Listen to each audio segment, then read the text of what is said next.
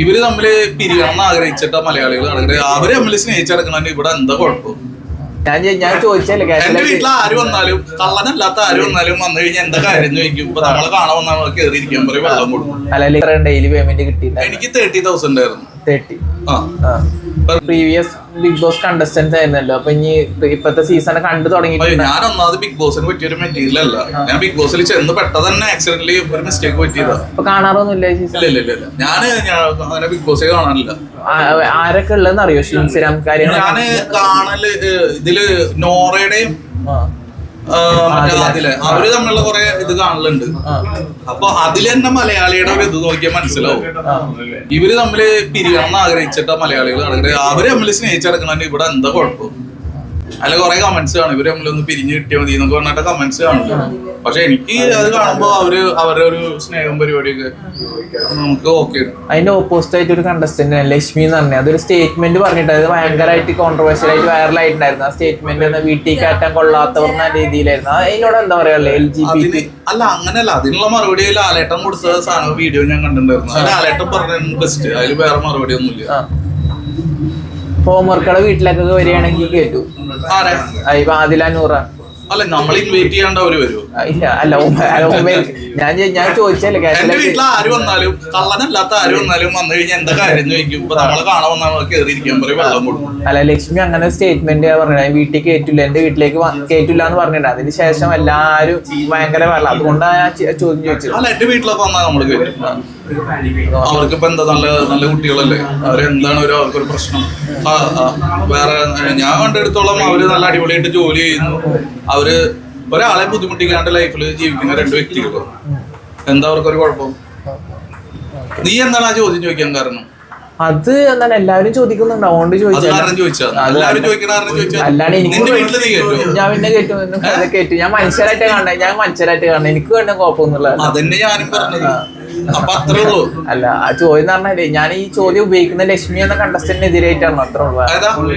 അല്ല അതിപ്പോ ലക്ഷ്മിയുടെ തോട്ടോ ഞാൻ അതിനും മാഗ്നിസ്റ്റ് അല്ല. ഓരോരുത്തർക്ക് ഇപ്പൊ എനിക്ക് ഇഷ്ടപ്പെടുന്ന വ്യക്തിനെ നിനക്ക് ഇഷ്ടമാണെന്നുണ്ടോ? ഇല്ല. അതൊക്കെ ഓരോരുത്തരുടെ പെർസ്പെക്റ്റീവ്. പക്ഷെ പേഴ്സണലി ഇവരെ ഞാൻ വീട്ടിൽ കയറ്റില്ല എന്ന് പറയേണ്ട കാര്യമൊന്നുമില്ല. അതൊക്കെ നമ്മുടെ ഉള്ളില് ഇപ്പൊ എനിക്ക് ഇഷ്ടമല്ലാത്തവരുണ്ടാവും, എനിക്ക് ഇഷ്ടമുള്ളവരുണ്ടാവും.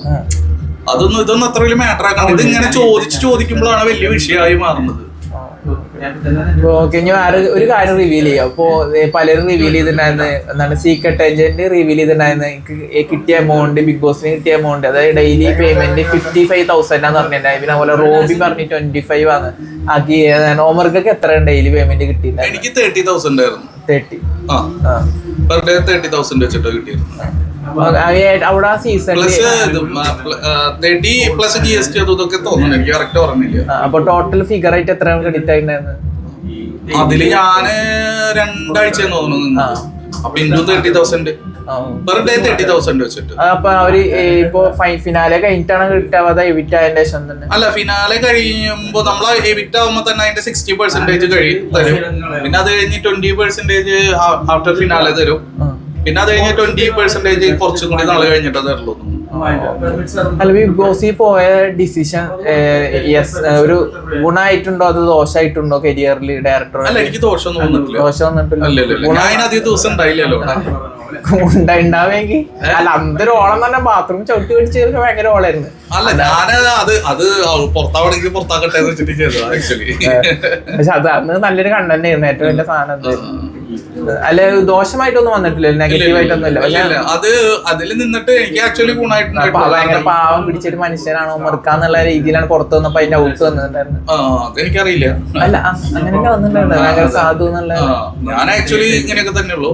പിന്നെ ഞാൻ ആക്ച്വലി തന്നെ പാവം എന്ന് പറഞ്ഞുള്ള കാര്യം പറയും നമ്മള്.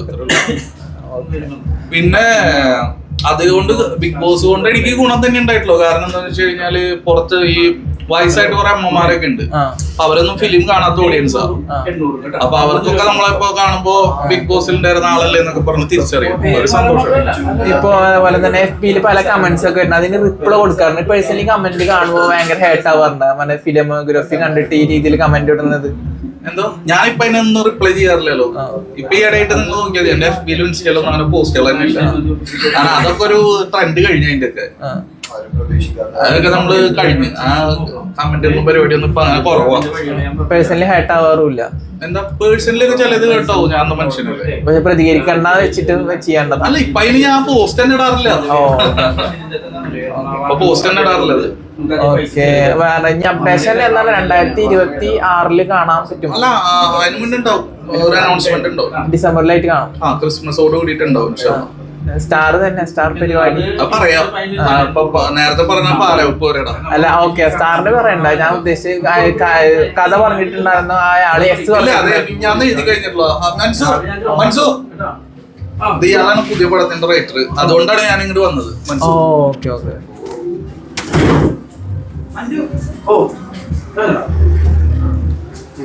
മനസ്സു അതാണ് പുതിയ പടത്തിന്റെ റൈറ്റർ. അപ്പൊ അതുകൊണ്ടാണ് ഞാൻ ഇങ്ങോട്ട് വന്നത്. ഞാൻ ഇപ്പൊ ഇന്റർവ്യൂസും ഇതൊന്നും കൊടുക്കലുമില്ല ഒന്നിലും. ഒരുപാട് പേര് വിളിക്കണ്ടായിരുന്നു, പക്ഷെ ഞാൻ ഇതൊക്കെ കഴിഞ്ഞിട്ട് കൊടുക്കാന്ന് വിചാരിച്ചു.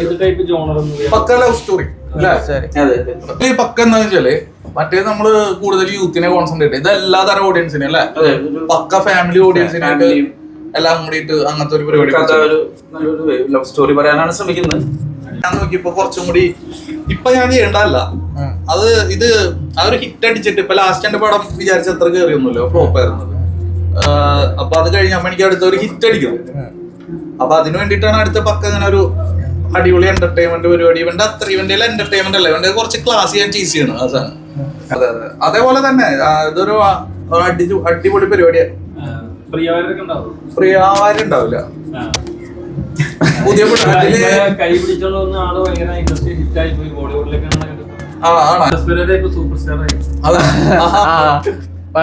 പക്ഷെ അലിൻഡസ് പെരേരയുടെ വീഡിയോ ഞാനിപ്പോ അടുത്ത് കുറച്ചിരിക്കും കേട്ടോ, അവൻ അടിപൊളിയാണ് ആള്.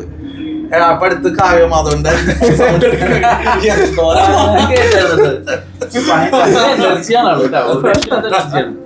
അവൻ ഭയങ്കര പോസിറ്റീവ് ഒരു എന്റർടൈനറാണ്. അതെ അതെ, ഞങ്ങള് ചിരിച്ച് രസമാണ്. അല്ല ശരിക്കും വരെ ഇവരെ തന്നെ കാസ്റ്റ് ചെയ്യാനുള്ള കാരണം എന്തായിരുന്നു ബാഡ് ബോയ്സിൽ? അല്ല അത് ആ റിവ്യൂവേഴ്സ് ആവുമ്പോ കുറെ കൂടി റിലേറ്റ് ചെയ്യുമല്ലോ അവരെ ശരിക്കും പറഞ്ഞ പെർഫോമൻസ്. അല്ല അയാൾ ഓരോ സമയത്ത് ഓരോ അല്ല പെർഫോമൻസ് ചെയ്യുമ്പോ കുറച്ച് കഷ്ടപ്പെട്ടോ വരായിരുന്നു. അല്ല പെരേരയുടെ പിന്നെയും സുഖമായിരുന്നു, പക്ഷെ മറ്റേ ആറാട്ടനെ എല്ലാരും പിന്നെ നമ്മള് പുതിയ ആളുകളൊക്കെ വെച്ചിട്ട് പടം ചെയ്യുന്നത് കുഴപ്പമില്ല, ചെയ്യിപ്പിച്ചെടുക്കാം. ആരെ കിട്ടിയാലും നമ്മളൊരു ഇത് ചെയ്യിപ്പിച്ചെടുക്കും. അതിൽ കൊറേ പെരയുടെ കൊറേ സീൻ കട്ടായി പോയി എനിക്ക് സങ്കടപ്പെട്ടിട്ടുണ്ടായിരുന്നു. അല്ല അതില് ഫിലിം ആവുമ്പോ അങ്ങനെയാണല്ലോ, കട്ടായി പോകില്ല ടൈം. അത് കുറച്ചും കൂടി ഒക്കെ ഒന്ന് ലെങ്ത് കുറയ്ക്കായിരുന്നു. പിന്നെ അത് ഈ ആറാട്ടന്റെ വീഡിയോ ഇടയ്ക്ക് കിടന്ന് കമന്റ്സ് കാണാറുണ്ടോ മറുക്കട? അത് ആസ്വദിക്കാറുണ്ട് ആറാട്ടന്റെ റീലൊക്കെ? ഇല്ല, ഞാനിപ്പോ അതിന് സോഷ്യൽ മീഡിയയിൽ കുറവാടാ. ഇപ്പൊ നോക്കല് സോഷ്യൽ മീഡിയ ഇപ്പൊ കുറച്ച് മടുത്തു, നോക്കാൻ കുറവാ. പിന്നെ ഇങ്ങനെ ഗ്രൂപ്പിൽ എന്തെങ്കിലുമൊക്കെ പറഞ്ഞതാണ്. ഈ അലൻ ജോസിന്റെ ഒക്കെ ആ വീഡിയോ ഗ്രൂപ്പിൽ വന്നതാ, കാവ്യമാധവന്റെ സൗണ്ട് എടുക്കുന്നത്. ഈ ആറാട്ടന്റെ ക്യാൻസർ ആയി എന്നിട്ട് ഭയങ്കര ഒരു ട്രെൻഡ് ഉണ്ടായിരുന്നല്ലോ, ഒരു 2 ആഴ്ച അങ്ങനെ ഒരു അത് കേട്ടിട്ടുണ്ടായിരുന്ന ആറാട്ടന്റെ ക്യാൻസർ എന്നിട്ട് ഇങ്ങനെ പുള്ളി തന്നെ അനൗൺസ് ചെയ്തിട്ട്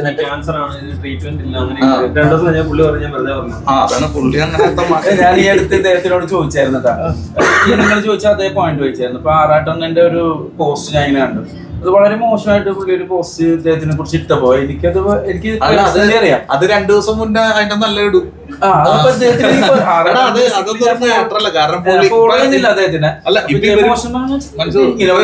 ഇപ്പൊ ഇവര് പറഞ്ഞില്ലേ ക്യാൻസർ ആന്ന് പറഞ്ഞു, അപ്പൊ പുള്ളിയുടെ ഒരു ക്യാരക്ടറാണ്. അപ്പൊ എനിക്ക് മനസ്സിലായത് നമ്മുടെ നാട്ടിലെ പൂനമ്പാണ്ടിന്റെ പുള്ളിന്ന് എനിക്ക് മനസ്സിലായത്. അതിനെ കുറിച്ച് എന്താ പറയാനാ പുള്ളി ഇങ്ങനെ പറഞ്ഞപ്പോ ഞാൻ ഇദ്ദേഹത്തിനോട് ഭയങ്കര മോശമായിട്ടാ പറഞ്ഞു. ഞാൻ ഭയങ്കരമായിട്ട് നമുക്കറിയില്ലല്ലോ ഈ പരിപാടി എന്താ ഇങ്ങനെ. ശരി മോനെ,